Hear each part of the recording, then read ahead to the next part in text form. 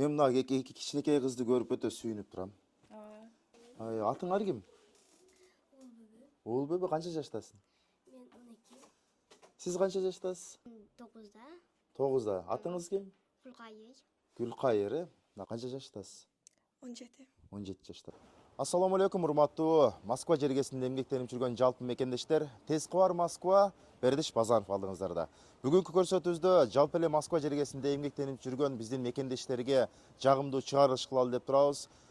Биздин шейх маркум Чубак ажы Жалилов устазыбыздын жакын досторунун бири Сүйүн устазыбызды баарыңыздар эле тааныйсыздар. Биздин Сүйүн устазыбыздын Москва шаарында Манас диний борбору ачылган. Ошол Манас диний борборун сиздерге көрсөтөлү деп келип турабыз. Бул жердин адреси метро Павелецкая, Большая Пионерская, дом 20. Дал ушул жерде Манас диний борбору жайгашкан.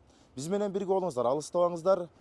Жумуш иштеп жүрө бербесин деп мына ушундай дин окуу борборун ачып турган биздин жетектеген Сүйүн устазыбыздан тагыраак маалымат алалы. Жүрүңүздөр анда.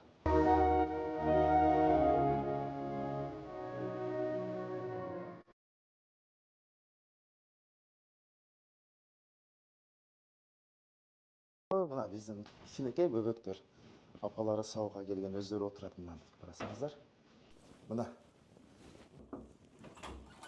Ассаламу алейкум. Устаз кандайсыз? Ассаламу алейкум. Жакшысызбы? Ден соолук жакшыбы? Үй бүлө тынчпы, устаз? Мына ушул Москва жергесинде жалпы эле биздин мекендештер эмгектенип жүрө бербесин деп, биздин ата бабаларыбыз туткан динди унутпасын деп мына ушул жерде Манас диний окуу борборун ачыпсыз. Ушул окуу борбор биз сүйүнүчтөбүз, албетте. Окуу борбордун өмүрү узун болсун деген биз ниет кылабыз. Биздин көрүүчүлөргө, жалпы эле Тез кубар Москва каналынын көрүүчүлөрүнө жана ушул Москва жергесинде эмгектенип жүргөн, жашап жүргөн биздин мекендештерге жакшы бир өзүңүз маалымат бере кетиңиз. Бисмиллахир-рахманир-рахим. Алхамдулилlah, аламдардын ээси болгон жараткан Аллах Таала чексиз мактоолор болсун. Чындыгында дүйнө ахиретибиздин бактылуулугун көрсөтүп берип кеткен пайгамбарыбыз Мухаммад саллаллаху алейхи вассаламга салам жана салаваттар болсун. Бул эми жараткан Аллах Таала бизге бир аз болсо дагы ушул Аллах Таала рахмат кылган болсун, ушул ата-энебиз, устаздарыбыз дүйнө ахиреттин илимин, дүйнө ахиреттин бактылуулугун, ушу динде экендигин таалим тарбия берген, ошолорго чоң ыраазычылык билдиребиз. Кабырлары нурдуу болсун демекчибиз. Устаздарыбыз, аалымдарыбыз бул жака келиштин жана ушу ишке бирден бир салымы кошулуп калган маркум жайын жаннаттан кылган болсун, кабырын нурдуу кылган болсун. Чубак ажы Доскебиздин дагы сунуштары бар эле чындыгында. Москва шаарында эмгектенип жаткан мекендештерибиздин элибизден, мекенибизден ушул жака Аллах Таала ырыскын ушул жака чачкан экен. Ушул жакта жүргөн мекендештерибиз бир ыймандуу ата бабабыз тутуп келген. Ошол ыймандуу болуш максат. Ыйманыбыздан, динибизден алыс калбаш максат. Азгырылып, ыйман чөйрөсүнөн адам алыстаганда жүрөктүн азыгы азайып, рухтун азыгы азайганда адам өзү чарчайт. Дүйнөдөн чарчайт, иштеп чарчайт, байып деле чарчайт. Чын айтканда жараткан Аллах Таала бактылуулукту толук динге койдум деген. Ошо ким динди тапкан болсо, ким ушул дин менен жашаган болсо, Алланы тааныган болсо, Алла баардыгын таанытат. Ким Алланы тапты, ал баардыгын тапты. Ким Алланы тааныды, ал баардыгын тааныды деген сөз келип чыгат. Ал муламалар көп бизде талим тарбиялар сөздөр көп айтылат. Бүгүнкү күндө үй бүлөнүн бекем болушуна да бирден бир салым болсо экен. Энелердин кучагы бул медресе деп бекеринен айтылган эмес. Ушул эже карындаштарыбыз баардыгы бул эне. Ушул эже карындаштарыбыздын жүрөктөрүнө ыйман бар болсо, жашоосуна дин бар болсо, балдарыбызды тарбиялай турган ошол ата бабалар тутуп келген каада салттуу дин, матруида акыйда, имам Абу Ханифа мазхабында ушул Москвада устаздарыбыздан эмнени үйрөнгөн болсок, ошону жеткизүү максат. Ушуну балдарыбызга жеткизсек, ар бир эже карындаштарыбыз ыймандуу болсо, бул ага энелерибиздин бактысы, балдарыбыздын бактысы. Ар бир ага энелерибиз ыймандуу болсо, жашоосунда дин болсо, анда бул эже карындаштарыбыздын бактысы, үй бүлөнүн бактысы. Ошол максатта Москва шаарында мына азыр 2019-дан бери өз эмгектенип келебиз. Мекендештерибиз выходной күндөрү эже карындаштарыбыз ушу күндүзү 6 күнү жана базар күнү келишип сабак алышат. Устазаларыбыз ушул кыз келиндерге сабак берген булар баардыгы устазаларыбыз. Устазалар бүт ушул университетти, медресени бүтүргөн, диплому бар, 6 жыл окуган, мындайча айтканда кенен кесири илим маалыматы жетишерлик деңгээлде эже карындаштарыбыз баары келгенде ыраазы. Ошо окугандардан бери бир 50дөн ашыгыраак эже карындаштарыбыз сертификат алды. Бир пара Куран жатташып, дуалар жатташып, хадистерди жатташып, үй бүлөлүк баалуулук дагы ичинде камтылган. Ушунун ичинде деги эле адамдын жашоосуна керек боло турган нерселер баардыгы сабак өтүлөт. Эми баягындай өмүр менен өлүм эгиз кооздай дейт. Эгерде мындай бир ысык боло турган болсо, бул эже карындаштарыбыз дагы өзү эне өтөт, эже өтөт, бир тууган өтөт, аял киши өтө турган болсо да, ушу кыз балдар ошол нерсени узатканда, кепин пычканда мисалы, ошол нерсени билүү бул зарыл. Сөзсүз эле баягы бир билген адамды издеп калбай, ар бир эркек, ар бир аял бул илимди алыш фарз, бекерден айтылган эмес. Талабул илми фаризатун ала кулли муслимин ва муслиматин. Илим талап кылышты фарз кылынган ар бир эркекке жана аялга депчи. Ошого мен айтып чакырып калат элем. Келиңиздер эже карындаштар, ошол жумасына 2 жолу болот. 6 күнү түшкө чейин, анан түштөн кийин группабыз бар. Базар күнү дагы түшкө чейин, түштөн кийин. Эркектерге 1 күнү, 3 күнү, анан кийин жума күнү, 6 күнү базар күндөрү кеч болот. Ассаламу алейкум ва рахматуллахи ва баракатух. Аллах таала ыраазы болгон болсун. Атайын ушу угуп келипсиздер. Жакшылыкты жарыя кылууда, жакшылыкты дагы мындай жарыя кылып жеткизүү дагы бул сооп иштерге кирет. Сиздер ушу угуп маалымат берейин, бир тууган мекендештерге жеткизейин деп келген тез кабардын ушул бердишинибизге, ушулардын тегерегинде жүргөн командасына Аллах таала ыраазы болгон болсун. Ассаламу алейкум ва рахматуллахи ва баракатух. Рахмат, Алла разы болсын. Устаз, айта кетиңиз, мына ушул жерде көбү билбейт да. Өзүңүзгө деле айтып жүрөт экен, ушул жерде барбы? Кандайча бул биз билбейбиз деген инсандарга жумасына 2 күн өтөт экенсиздер. Саат канчадан канчага дери? Кыз келиндерге 6 базар күндөрү эртең менен саат 10до башталат, 10дон 1ге чейин. Анан 1де дагы башталат, түштөн кийинки 1ден ошо 4кө чейин болот. Анан дагы ушундай бир суроо. Бул жерде медреседе бир эле дин жаатында сабак береби же дагы бир башка жактардан сабак бере турган мугалимдер барбы? Биздин мына Манас диний окуу борбордук ачылыштын максаты өзү негизде бул илимдин ичине баардыгын камтыш максатта. Секин-секинден келип эле баардык маселе каржы маселесине такалат. Мына ушул помещенияны дагы ушул ижарага алганбыз. 200 квадрат метр, айына 200 миң төлөнөт. 1000 квадрат метр бул центр, Москва центри үчүн бул арзан өзү негизи. Метро Павлевский, Большая Пионерская, дом 20. Бунун 200 миң биз төлөй албагандыгыбыз үчүн жаныбызга бир агентствону киргизгенбиз. Алар 100 миң төлөйт, биз 100 миң төлөйбүз. Биздин оюбуз, максатыбыз ушуну баардыгын өзүбүз төлөй турган болсок, ошол эле кыргыз тилинен сабак бергенге ниетибиз бар, Кудайым буйруса.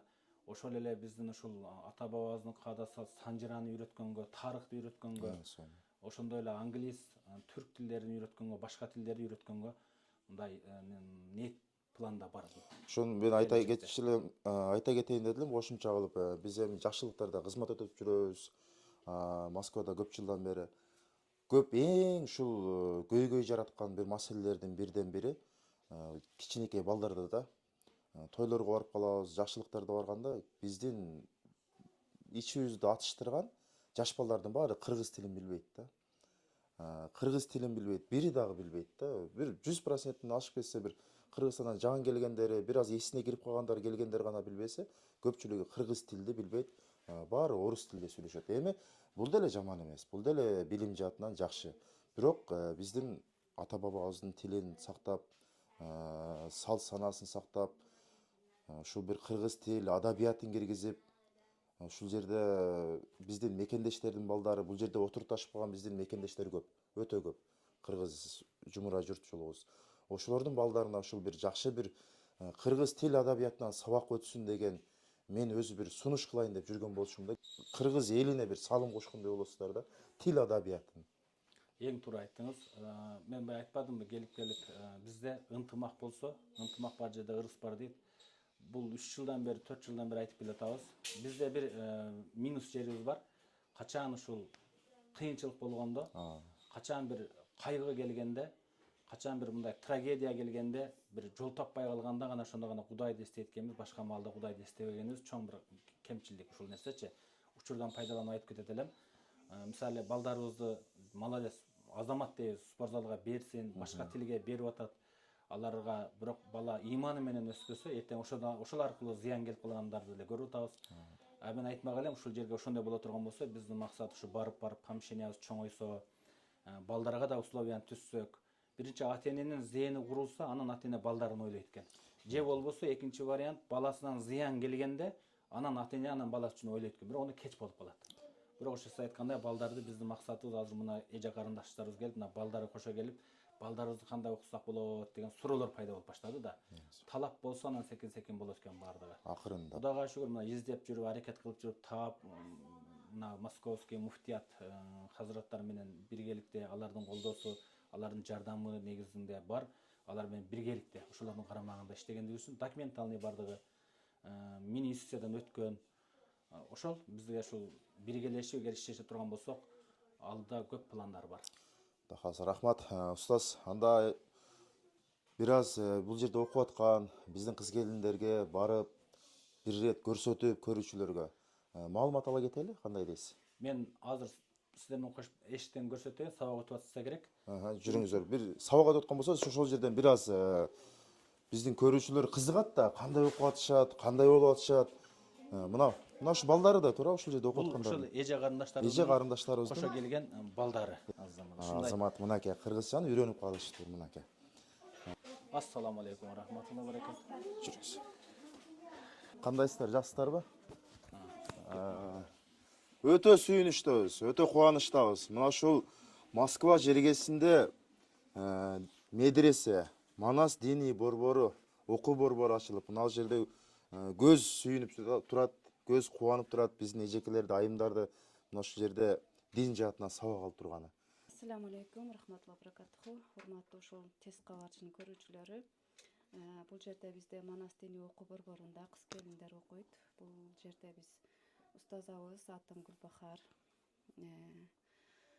Сабактарыбыз аптасына 2 жолу болот, суббота күнү жана воскресенье күнү. Эртең менен 9-дан баштап, мына азыр көрүп атасыздар, саат 3-4кө чейин сабактарыбыз уланат. Абдан кызыктуу, талап менен окуучуларыбыз келип, жүрөктөрүнө өйгөн маселелер боюнча сурап, кемтик жактарын толуктап, намаздарын толуктап, китеби Куранын толуктап ушул жерден кетет да. Өтүлө турган сабактарыбыз эң негизгиси Куран менен тажвид. Анан акыйда илими өтүлөт, фикх илими өтүлөт. Аптасына 1 жолу баян болот, талим болот. Үй бүлө боюнча Алла Тааланын 99 ысмы боюнча баяндар өтүлөт. Негизинде бул жерде ушу азыркы учурда 4 та устаза иштейт. Эң сонун мына көрдүңүздөр урматтуу жалпы көрүүчүлөр, мекендештер, жанагы биз дагы жакында келдик, мына өзүңүздөр күбөсүздөр, барыңыздар, жалпыңыздар. Москвада кыз келиндер динден алыс, кыз келиндер тиги бу деген инсандарга мына ушундай көрсөтүү сиздерге. Мына биздин бир жашынакай болгон жолук салынган эжелерибиз, айымдар болуп турат. Жакшы окуп атасыздарбы? Жакшысызбы? Старосты, Алейкум ассалам. Канча болду окуганыңызга? Ассаламу алейкум ва рахматуллахи ва баракатух. Биринчиден жараткан Аллах Таалага чексиз мактоолор жана шүгүрлөр болсун. Пайгамбарыбыз Мухаммад саллаллаху алейхи ва салламга салам салаваттар болсун. Мен бул жерде окуганыма жакында 3 жыл болот. Бул жака ушу жолдошум себептүү болуп келип калганбыз. Аллах Таалам ушул жерде бизге насип кылып турган экен. Ошо. Рахмат, Алла разы болсун. Биз Аллах Тааланын бизге берген ыйманына шүгүр кылышыбыз керек экен да. Аллах Таалам ыйманды ар бир адамга бере бербейт экен. Бизге ушул жерге насип кылып мына келип отурабыз. Мен айтат элем да, Россияга келип сен эмнеге жетиштиң дегенде, мен ушул үйрөнгөн динимди, ушул жерге келип үйрөнгөн нерсемди айтмакмын. Албетте бул жерге баарыбыз акча деп келип атабыз да. Бирок мен биринчи орунда ушул жерге келип, ушул жерден алган илимимди айтмакмын. Бүгүн келдизби? Келгениме 1 ай болду. 1 ай болуп калды, Бул жакты кимден угуп келдиңиз же жакындарыңыз айттыбы? Үй бүлөбүздөн. Жакындардан. Ата-энеме Ата энеңиздер сунуш кылды. Канча жаштасыз? 17. 17 жаштасыз. Алла ыраазы болсун. Мына караңыздар. Устаза, сизге дагы рахмат. Алла ыраазы болсун. Кээ бирки инсандар менин кичине балам бар, мен эч жака чыга албайм, мен кантип бармак элем деген ойдо болуп калгандар бар да, мына кичине баласын алып отуруп, адамда көңүлүндө болсо, ал инсан эч нерсеге карабастан, баласы болобу, жумуш болобу, ага карабастан келип өзүнүн динин толуктайт. Ассаламу алейкум. Жакшысыздарбы? Сүйүнүчтөбүз. Дагы бир ирет сүйүнүчтөбүз. Бул жака келип чыктык. Устаза, атыңыз? Атым Жылдыз. Ассаламу алейкум. Жалпы кыргыз бир туугандарыбыз. Анын ичинде ушул Москвада эмгектенип жүргөн жердештерибиз. Бул жерде албетте турмуш шартыбызды жакшырталы деп иштеп жүрөбүз. Баардыгыбыз эле ошондой эле биз дагы элдин катарында. Ошо менен бирге ушул акыретибизди да унутуп калбастан, кичине болсо дагы илим алып, убактыбызды текке кетирбей, исламга кичине болсо да салым кошуп, илимибизди жогорулаталы деген максатта ошол кыздарыбыз келип окуп атышат. Калоочулар болсо ошо келип илим алсаңыздар болот. Бизде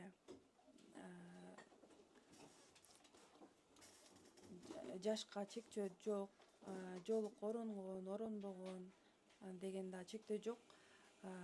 Иш күндөрү, дем алыш күндөрү, графиктерибиз бар. Биз менен байланышып, өзүңүздөрдүн убактыңыздарга туура келсе, ошо келип илим алсаңыздар болот. Ошол Рахмат. Алла ыраазы болсун. нөлдөн баштап или улантуучу группаларыбыз бар. Алла ыраазы болсун. Окуңуздар жакшыбы? Ошондо бир эле дин жаатынан сабак бересиздер азыр, э? Дин жаатынан английский дагы сабагыбыз бар. Английский язык. Орус тил сабагыбыз бар, английскийибиз бар. Анда деле ошол нөлдөн башталган же болбосо улантуучу сабактарды келип алсаңыздар болот.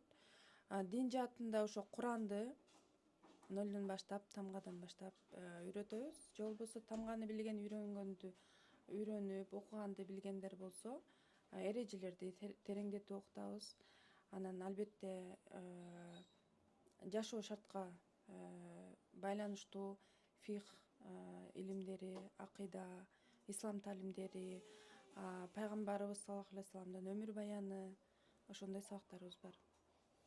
Эң сонун мынакей, бир эле дин жаатында эмес, орус тилинен, англис тилинен сабак өтүшөт.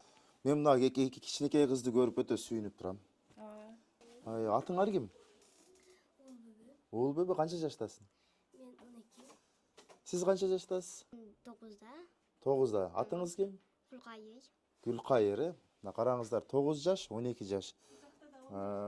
Бул жакта 10 жаштагы биздин кыз отурат. Бул жакта балабыз отурат, кичинекей балабыз. Канча жашта бул балабыз?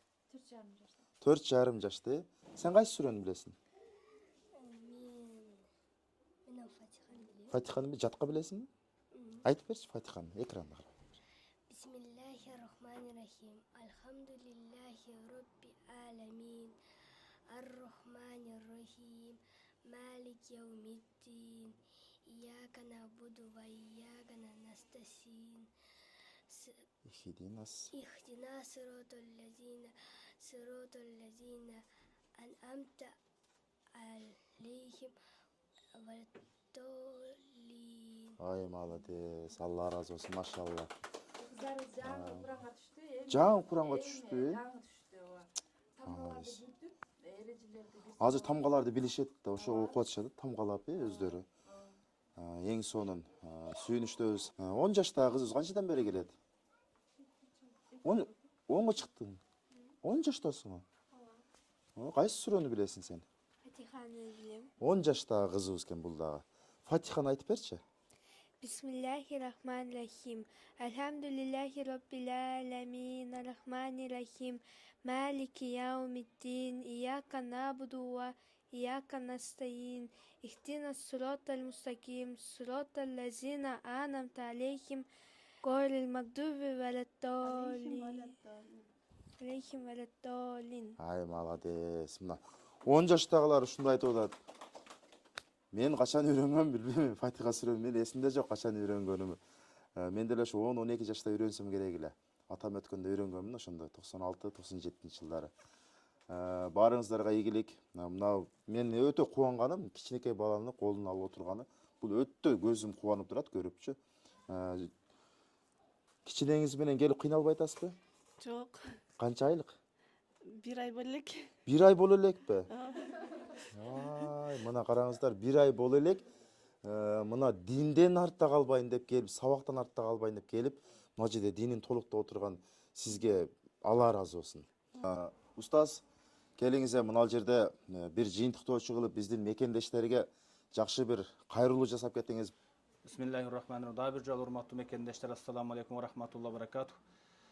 Пайгамбарыбыз Мухаммад саллаллаху алейхи ва саллям бекерден айткан эмес, илимди Кытайдан болсо дагы талап кылгын деген.